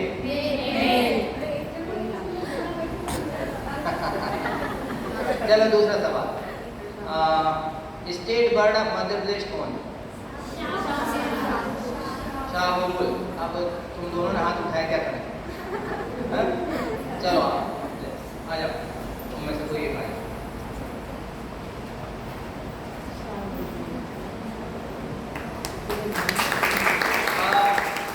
घर और घोंसले में क्या अंतर है? कोई एक बोलेगा, कोई नहीं, हाथ खड़ा करें। चलो हाँ, तुम बताओ। हाँ सर, आपने जैसे बताया था कि घर जो है एक परमानेंट रहने की जगह, और वही जो घोंसला रहता है वो चिड़िया मतलब जो परमानेंट नहीं रहती, वो उसकी ब्रीडिंग के लिए बना। ये इस पत्रिका के बारे में बताऊँ। ये बायोलॉजी पत्रिका है, भोपाल से निकलती है, एक नाम की संस्था है, शिक्षकों के लिए है, विशेष रूप से शिक्षकों और बच्चों के लिए बायोलॉजी एजुकेशन की मैगजीन है। इसमें विज्ञान के ऊपर वनस्पति, बर्ड्स, बटरफ्लाई और एक कहानी हमेशा मतलब बर्ड लेवल की एक कहानी जरूर आती है। बड़े बड़े कहानीकार हैं, उनकी कहानी हिंदुस्तानी में बाहर की भी। तो इसमें मिश्रा साहब के 2-3 आर्टिकल छपे हैं और हर इशू में लगभग एक आर्टिकल मेरा पिछले 20 सालों से इसमें आ रहा है और मज़ा आएगा।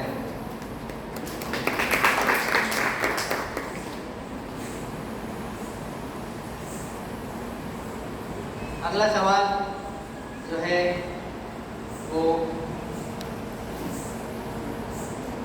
जो नर मादा भेद होता है पक्षियों में, उसको क्या कहते हैं? एक वर्ड मैंने यूज किया था, नर मादा भेद अलग अलग, तो उसको क्या कहते हैं? उसका इंग्लिश वर्ड कौन सा? डायमॉर्फिज्म बोला था। पिछला बोल देता हूँ, अगला तुमको बोलता। डायमॉर्फिज्म तो बता दिया मैंने, उसका अगला बता।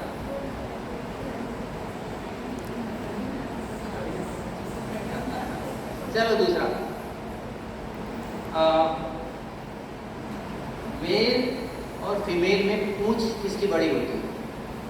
हाथ खड़ा करेंगे, बताएंगे नहीं। हाँ,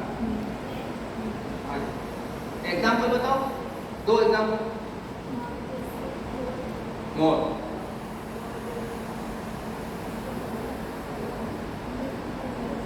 मुर्गा, और क्या? दोनों एम मुर्गे की तो पूंछ बड़ी होती है।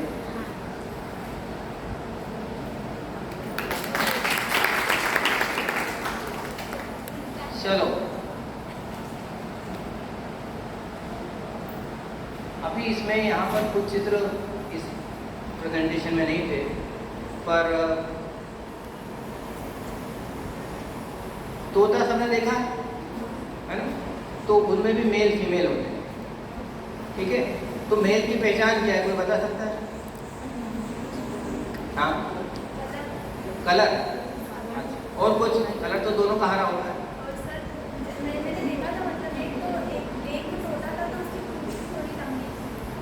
ठीक है, और कोई अंतर? साइज। और कोई? यस, आ जाओ यहाँ आ जाओ। मेल फीमेल बनकर। चलो, चोंच कैसी होती है? कर्व और कलर। आ जाओ।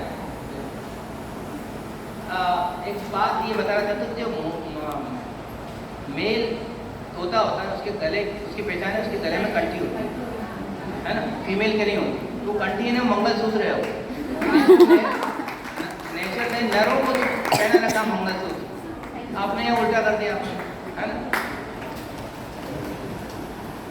चलो एक और बची है लास्ट, है ना। चलो स्टेट वर्ड का तो बता दिया, नेशनल वर्ड कौन सा है? हाथ खड़ा करो, कौन सा है? चलो तुम्हें आ जाओ। हाँ तुम ये तो मेहनत कर रही है। आ जाओ, नाम बताओ क्या है? हाँ, नहीं तुम्हारा नाम? फ्रांसी। कैसे?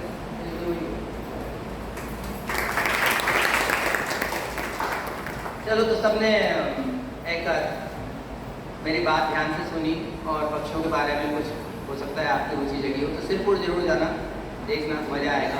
दुनिया को देखो, थोड़ा मोबाइल कम करो और है ना, मोबाइल कम करो और थोड़ा नेचर को देखने की कोशिश करो।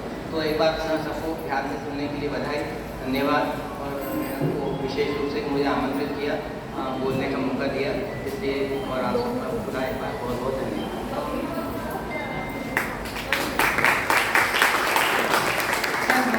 धन्यवाद सर,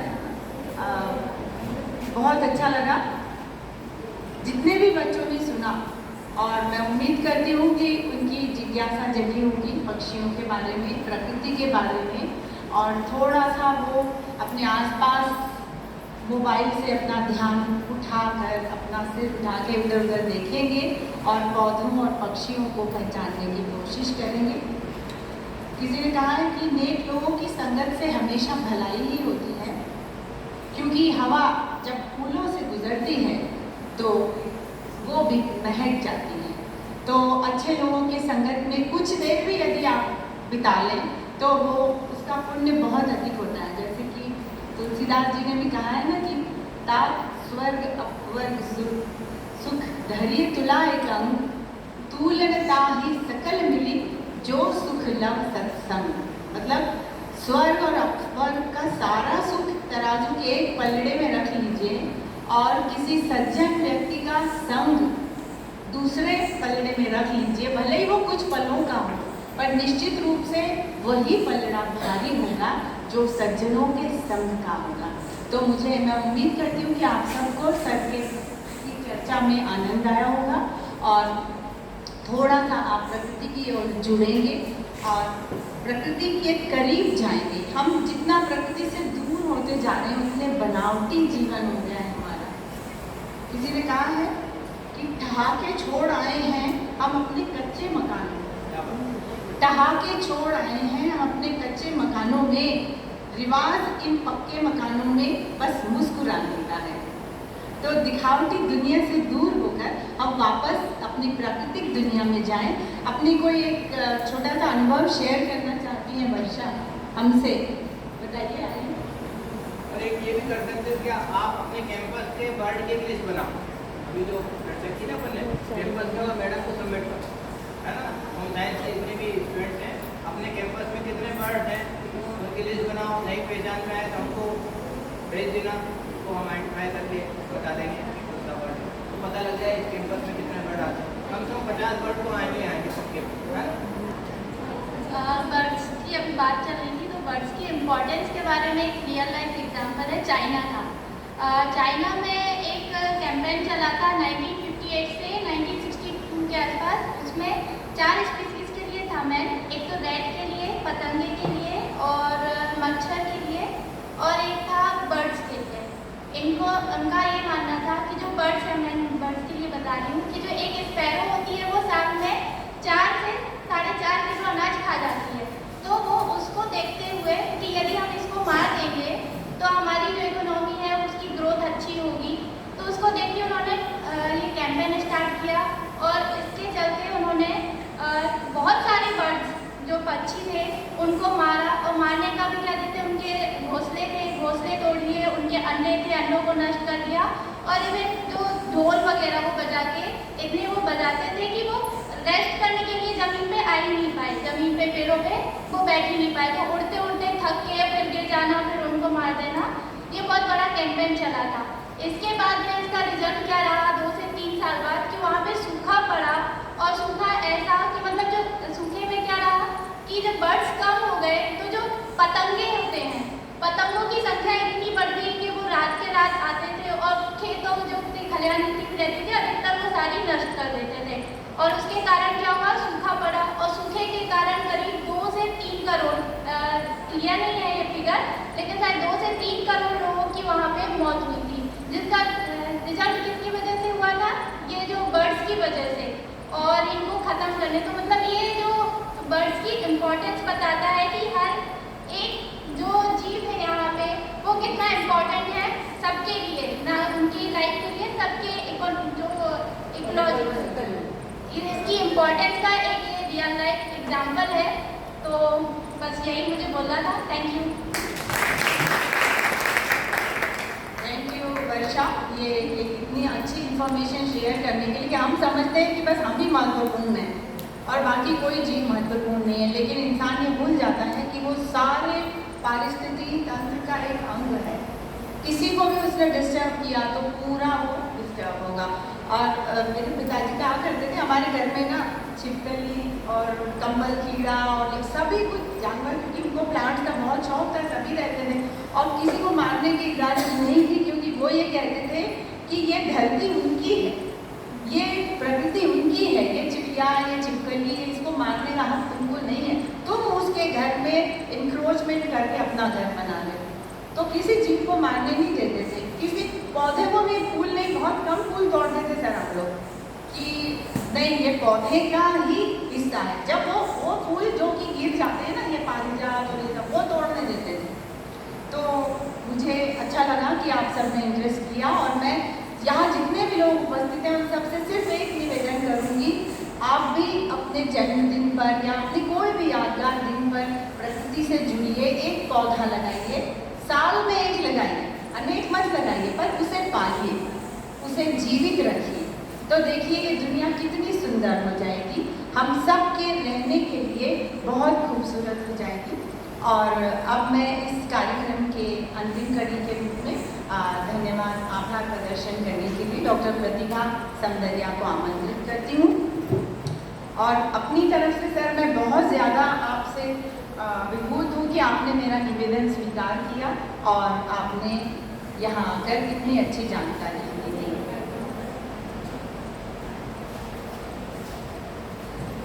सभागार में उपस्थित सभी को मेरा नमस्कार। धन्यवाद मैडम, आपने मुझे धन्यवाद प्रेषित करने के लिए यहाँ आमंत्रित किया।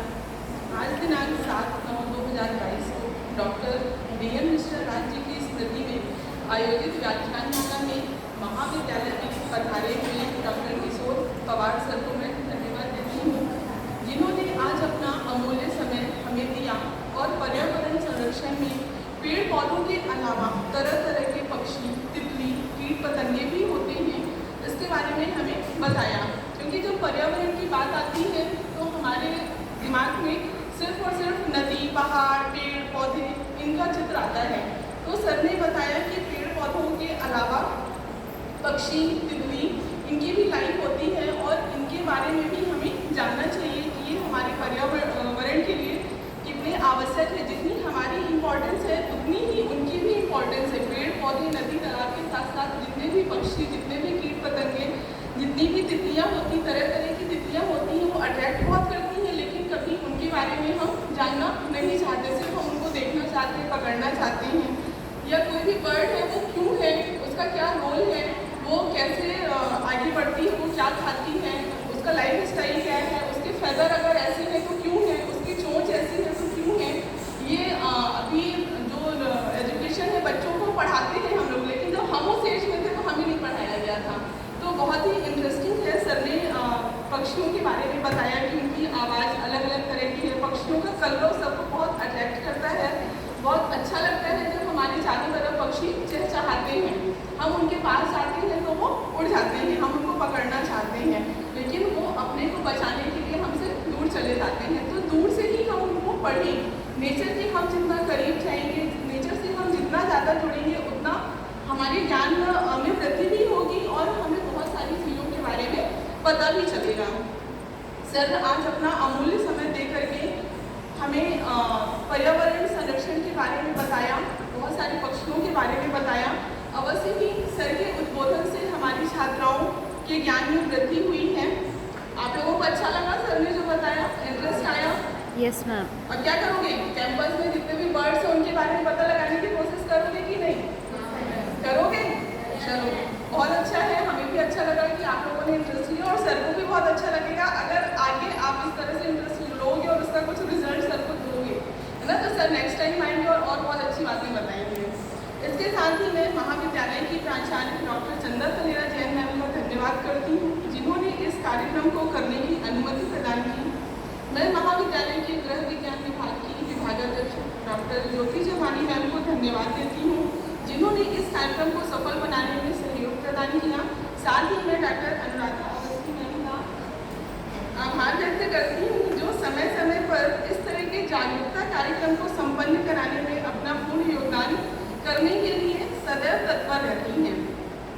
धन्यवाद अवस्थी मैडम। मैं गृह विज्ञान विभाग की प्रयोगशाला तकनीशियन वर्षा सिंह राजपूत को धन्यवाद देती हूँ, जिन्होंने तकनीकी व्यवस्था में अपना सहयोग प्रदान किया। सभागार में पधारे सभी प्राध्यापकगण, कंप्यूटर विभाग के समस्त कर्मचारियों का धन्यवाद करती हूँ, जिनके सहयोग से यह कार्यक्रम सफल हो पाया है। साथ ही महाविद्यालय की छात्राओं का भी धन्यवाद देती हूँ, जिन्होंने अनुशासन का परिचय देते हुए धैर्यपूर्वक व्याख्यान को सुना और पर्यावरण में उपस्थित पक्षियों के बारे में जाना। धन्यवाद छात्राओं, एक बार पुनः सभी का बहुत बहुत धन्यवाद। धन्यवाद सर।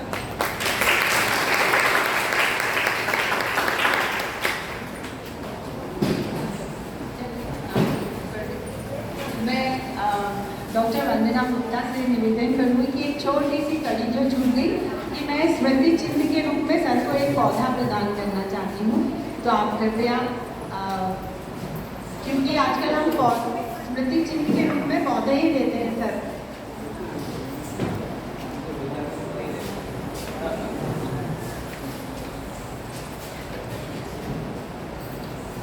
मेरे घर पे 5 स्टेप में पौधे लगे हैं, 5 जगह नीचे एक छत पे, फिर एक क्लास में करीब 350 तरह के छोटे बड़े कभी आई। सभी को मेरी ओर से एक बार बोलना बहुत बहुत धन्यवाद। अमूल्य समय नहीं मेरा, बोला ना कि अमूल्य समय दिया।